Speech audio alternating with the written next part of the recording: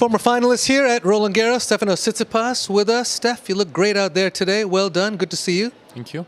Tomas Martin Echeverry, he's a man who can play on this stuff very well. He's very comfortable out here, but 76% won on the first, 61 on the second, only lost serve once. It was a very efficient performance. How would you grade yourself mental focus-wise? Whoa, I was actually impressed with the level of focus that I showed today. There came a moment during the match where I was thinking to myself, I've been able to focus for quite a long time, and I kept that intensity and that focus laser sharp, which definitely helped me get a good closure in the match. I was there just consistent and not letting go of anything. I was only accepting if he was coming up with good shots and playing well, but everything that was anything else that was under my control, I felt like I did pretty well.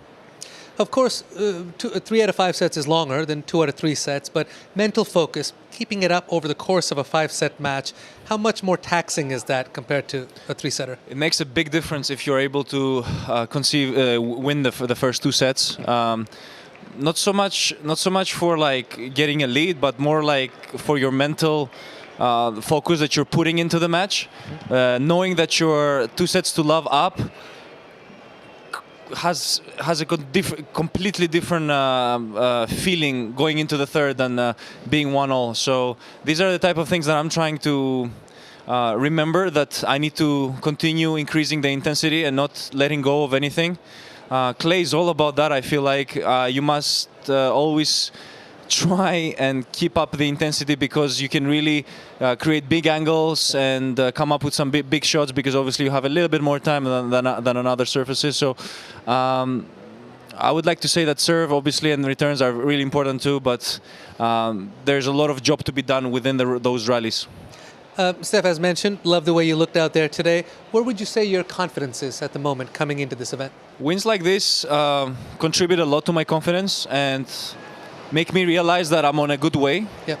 I knew going into the match that Echeverry is not an easy player to beat on clay. He's going to fight. He's going to let everything out there. I've played him before, but I knew that this match is not going to be the same.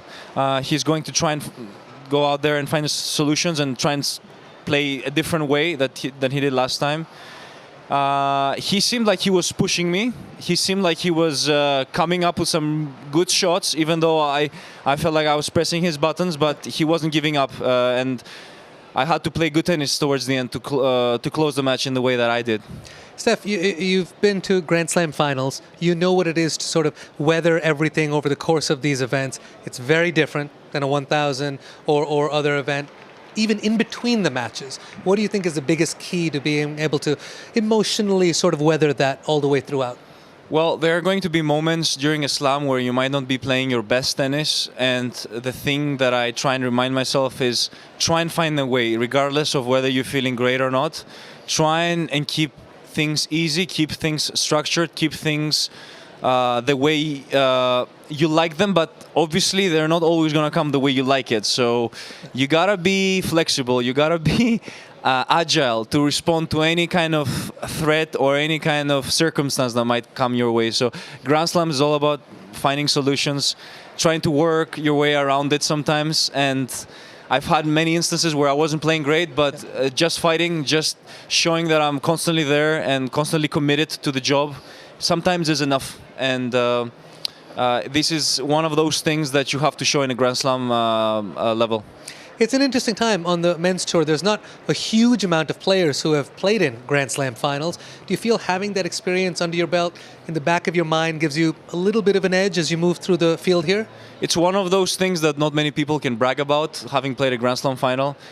I personally have used those as learning experiences. I feel like it's been one of the highlights of my life, having to play a Grand Slam final. It's one of those things that never kind of leaves your mind, and you can always sort of reflect to those 2 finals that, in my case, that I had, and learn a lot from those. I've happened to play the best player in the world, but there was so much that I walked away with, knowing that I can perhaps maybe apply or reuse next time.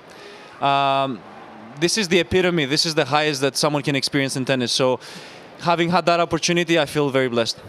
You'll take on Matteo Gigante, the Italian, next. You served extremely well today. Give me a couple of things you'd like to see yourself do better in that next match.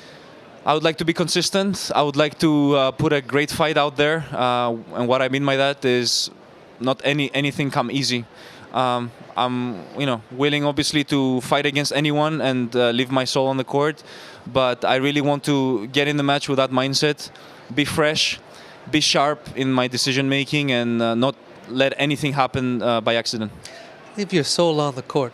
Awesome stuff, brother. Good luck.